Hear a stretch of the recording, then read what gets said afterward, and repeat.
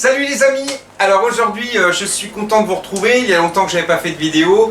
Pendant que certains aquariophiles font l'élevage de lapins, et bien moi j'ai fait des terrines de lapins. Donc si vous voulez venir les déguster, il n'y a pas de souci. Mais aujourd'hui, en attendant, je vais vous parler de l'étymologie. Alors nous allons parler de l'étymologie en aquariophilie. Pourquoi on a... quelle est l'origine en fait des noms des poissons, et on va regarder ça tout de suite. Alors, nous allons parler de l'étymologie, comprendre le nom d'une espèce et faire le lien entre ce qu'on lit et ce qu'on voit. Alors, on doit, l'étymologie, on la doit à Carl von Linné.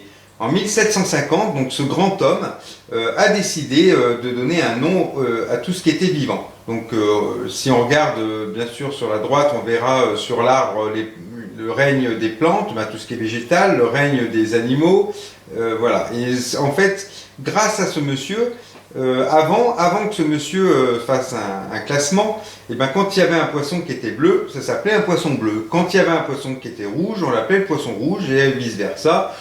Par exemple, si c'était un poisson avec des zébrures, c'était un poisson zébré, et on ne se posait pas plus de questions. Et donc ce monsieur a décidé de classer tout ce qui était être vivant avec des caractères morphologiques. Alors, au milieu du XXe siècle, donc là, il y a une très forte avancée, puisqu'on va tenir compte de l'ADN et de la paléontologie.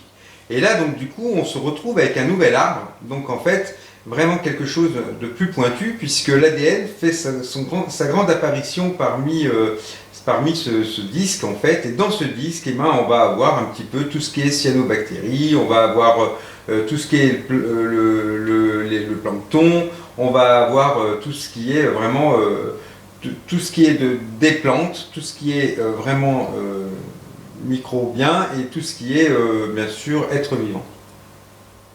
Alors sur la photo qui vient d'apparaître, donc il y a vous voyez donc tous les coquillages. Et bien tous ces coquillages, on a l'impression que c'est le même, et bien pas du tout. Parce que grâce à l'ADN, on s'est aperçu que tous ces coquillages étaient tous des coquillages différents. Donc des espèces différentes.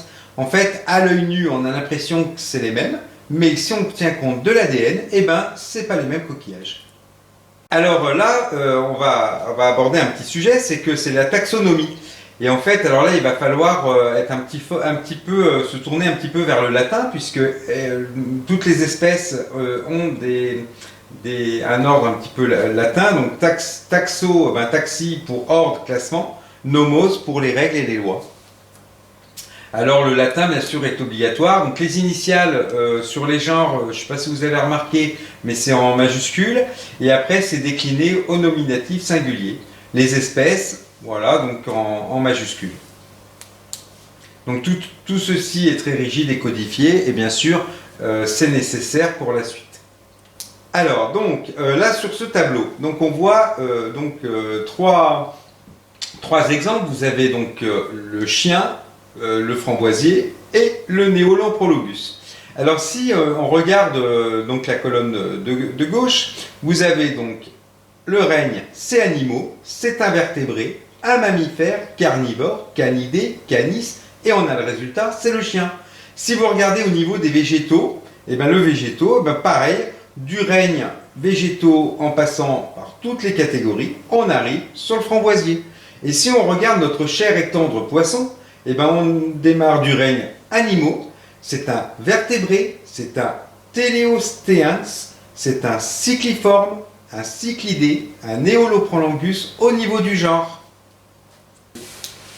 Alors la taxonomie est peut-être complexe pour vous, mais vous verrez qu'il y a beaucoup de choses au niveau des racines latines qui se retrouvent énormément dans les plantes, les animaux, dans un petit peu tout, et on va faire un petit exemple justement de ce qui nous intéresse.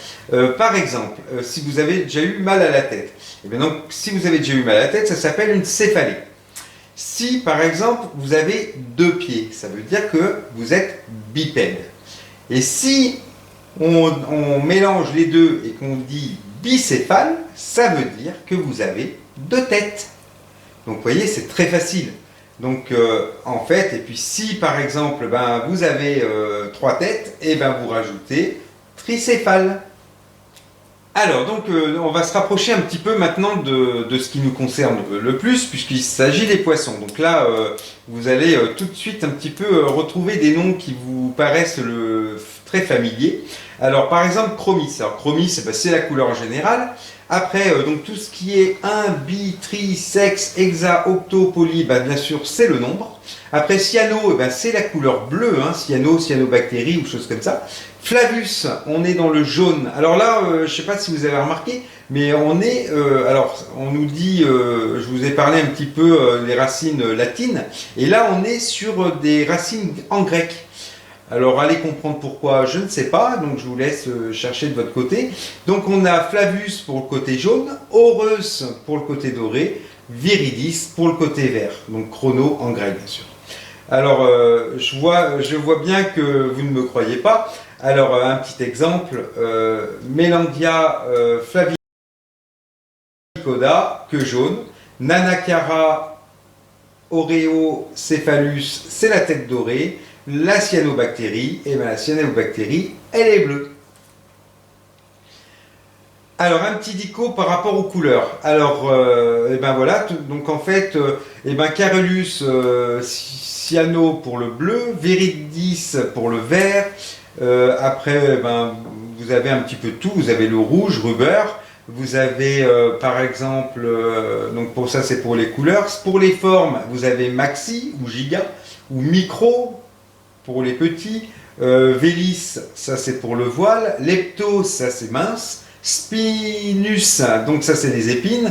Oxy, étroit. Cornutus, ça c'est les cornes.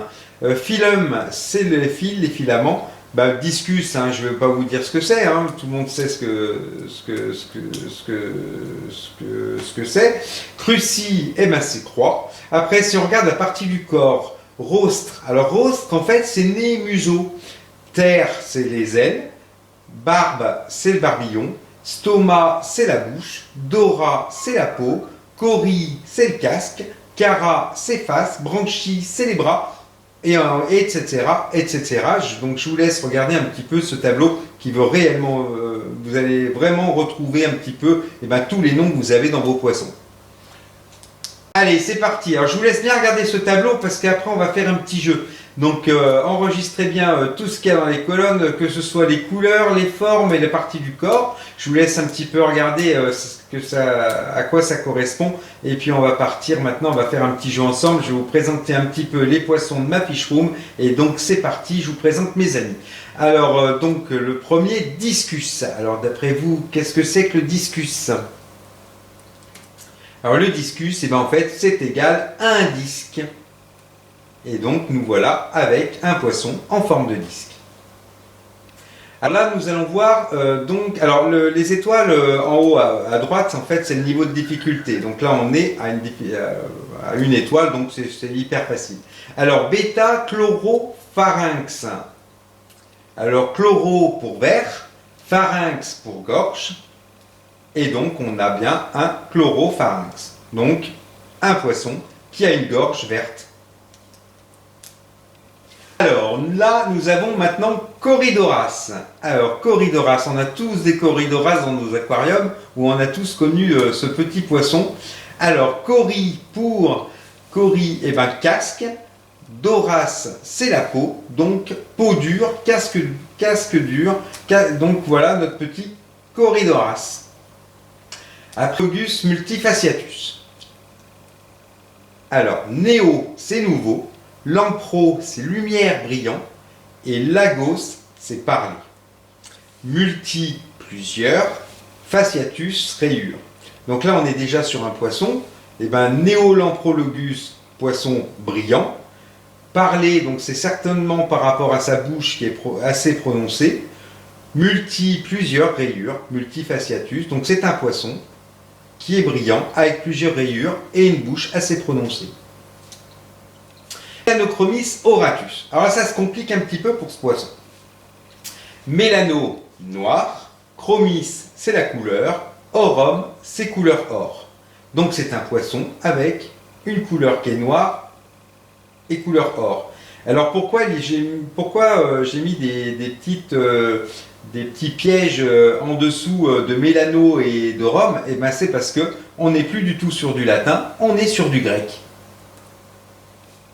Holonochara. Alors holonochara, holo c'est flûte, chara c'est la face. Donc un poisson à face de flûte. Alors Phosphorochromis rostratus. Alors Phosphoro c'est excavateur, chromis c'est la couleur, rostri c'est le bec. Et là donc du coup on a un poisson en fait qui apporte son nom par rapport justement à son caractère et plus trop par rapport à la morphologie du poisson, puisque c'est un excavateur, on va plus se concentrer sur son mode de vie que par rapport à la couleur du poisson.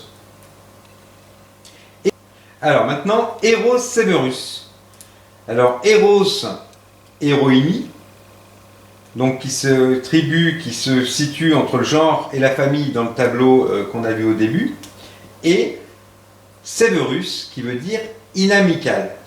Alors là je ne suis pas trop d'accord avec justement ce nom, parce que inamical, bon c'est un poisson quand même qui n'est pas si inamical que ça, mais il a été attribué sous ce nom-là.